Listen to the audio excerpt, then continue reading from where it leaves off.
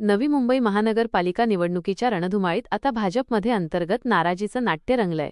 आमदार मंदा म्हात्रे यांना देण्यात आलेल्या एबी फॉर्मवर जिल्हाध्यक्षांची सही नसल्याने मोठा वाद निर्माण झाला आहे।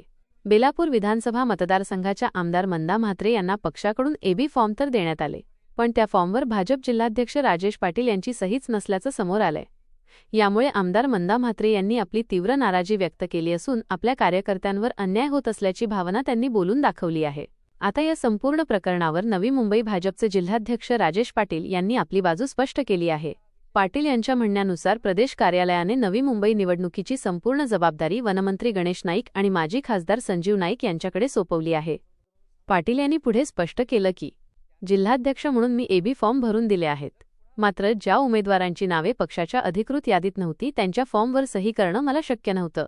मंदा म्हात्रे यांच्याबाबत कोणताही गैरसमज होऊ नये म्हणून त्यांना फॉर्म देण्यात आले, पण यादीत नाव नसल्याने त्यावर स्वाक्षरी करण्यात आली नाही, असं त्यांनी ठामपणे सांगितलंय।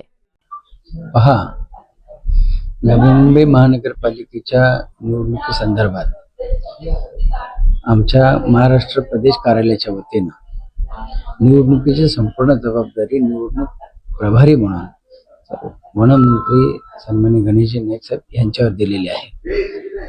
त्याच्यानंतर ह्या निवडणुकीच्यासाठी निवडणूक प्रभारी म्हणून माजी खासदार संजीवजी नाईक साहेब यांच्यावर जबाबदारी दिलेली आहे।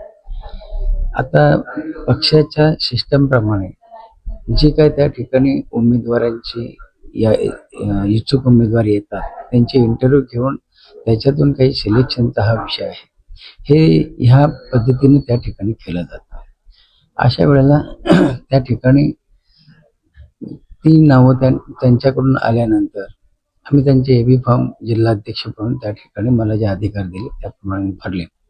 मंदाताईंकडे त्या ठिकाणी मी जे फॉर्म दिले, क्रिस्टलवर मंदाताई ह्या सन्माननीय नेत्या आहेत, आमदार आहेत, त्यांचा त्या ठिकाणी त्यांना येणं शक्य होईल की नाही म्हणून मी स्वतः मंदाताई म्हात्रे यांच्यासोबत बोलून मी त्यांच्याकडे ते फॉर्म दिले आणि ते फॉर्म दिल्यानंतर दुसऱ्या दिवशी आम्ही त्या ठिकाणी त्या फॉर्मवर सही करणार होतो।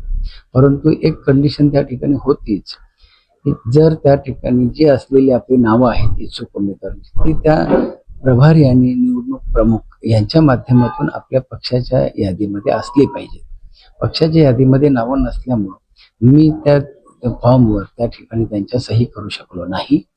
ज्या लिस्टमध्ये नावं होती त्यांचं मी त्या ठिकाणी एबी फॉर्म भरून पक्षाच्या वतीने त्यांच्याकडे सुपूर्द केलं। असं नाही, यादीमध्ये जी नावं आहेत ही यादी निवडणूक प्रमुख आणि निवडणूक प्रभारी आणि चव्हाण साहेब यांच्या बरोबरच्या सल्लामसलती नंतरची झालेली यादी आहे।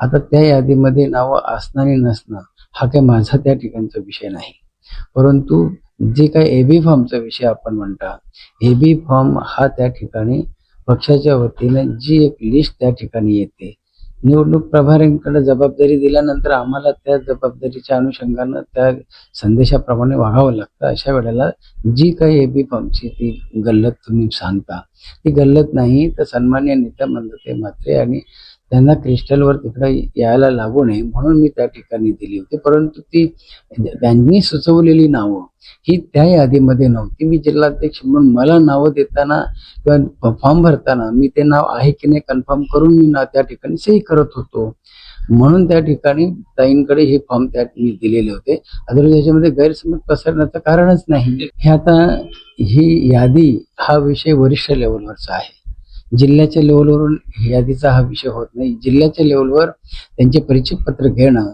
त्यांचे त्या ठिकाणी इच्छुकांची मुलाखत घेणं, आम्ही त्या 857 लोकांचे इंटरव्ह्यू घेतल्या होत्या, त्यांची ती इच्छुकांची यादी आम्ही प्रदेश कार्यालयात दिली आणि प्रदेश कार्यालय आणि निवडणूक प्रभारी निवडणूक प्रमुख आणि आमचे प्रदेशाध्यक्ष यांच्या माध्यमातून ही यादी त्या ठिकाणी येत असते।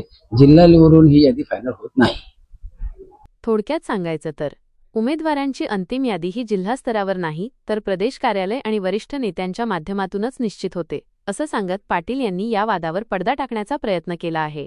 मात्र निवडणुकीच्या तोंडावर भाजपमधील या अंतर्गत वादामुळे राजकीय हालचालींना वेग आला असून याचा परिणाम निकालावर काय होतो हे पाहणं महत्त्वाचं ठरेल। माझ्या चॅनलला सबस्क्राइब करा आणि बेल आयकॉन दाबा, जेणेकरून तुम्हाला माझे नवीन व्हिडिओ मिळतील।